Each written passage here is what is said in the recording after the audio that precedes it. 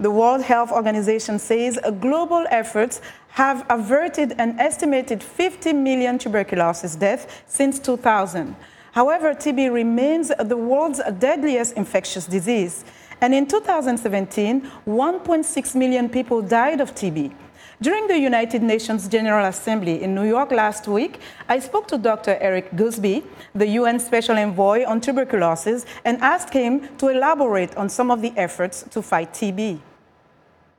We started with the highest 22 countries that were most heavily burdened with TB.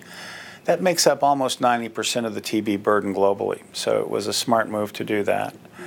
And would go to each country and engage them in what their epidemiology was for tuberculosis, where their geography was, geomapping, where the population is, and how do their TB service sites to test, diagnose, and treat and cure interface with that population.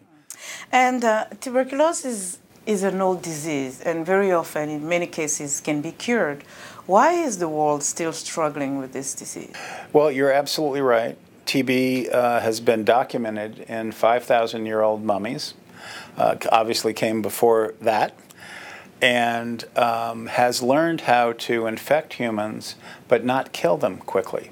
It's one of the smarter organisms on the planet for keeping the host alive so it serves their purposes. TB has been here for a long time. There's not a country that has not mounted a TB program, usually after World War II. And in most of all those 22 countries, they have a line item in their budget for tuberculosis that they've carried for many years. But that line item budget amount does not reflect the burden of disease that is in the country and the commitment to understanding TB and supporting it in its spread. I would say the main reason is because of lack of political will and the lack of a constituency group that keeps the political will focused on the issue. So the lack of political will, what could be the reason? Is it because leaders do not understand the real impact of tuberculosis on their population? Is it because they don't have the funding? Is it because they're just not interested? They have other priorities? To your experience, what is it? It's really all three. Those are really the big three. And I think politicians, and we all need politicians, don't misunderstand me, but politicians generally rarely lead. They usually are reacting to a demand in the constituency that says, President, Prime Minister, we need this, this, and this, and if you're our Prime Minister, you're going to focus on this, this, and this.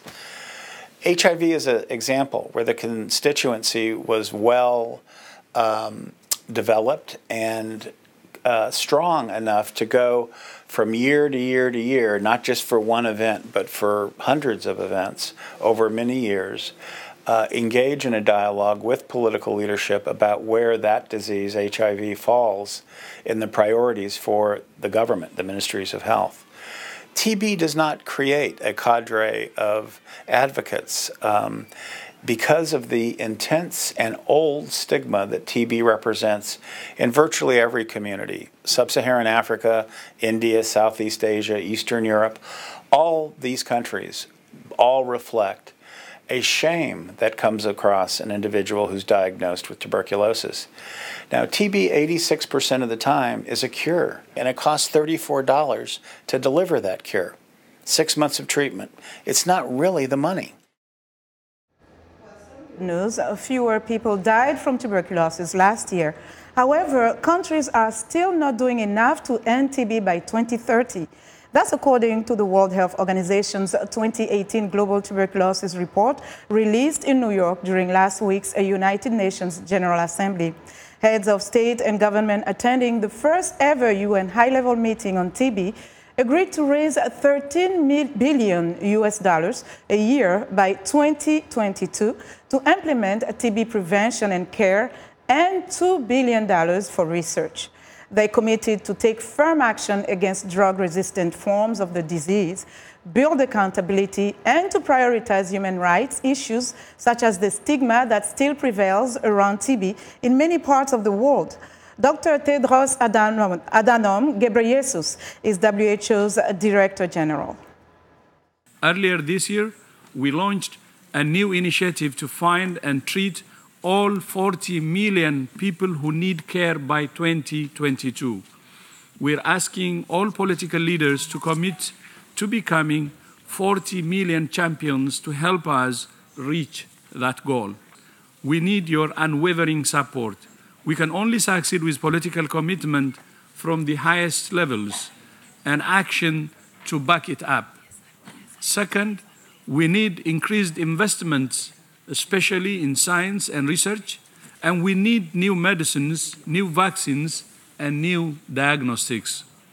Third, we must hold each other accountable for the promises we're making today.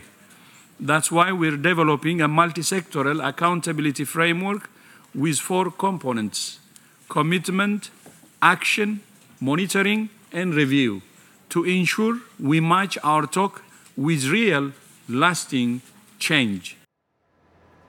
The WHO Director General says tuberculosis provides an opportunity to implement system-wide approaches that build a health infrastructure as well as promote and protect the broader health and well-being of entire communities.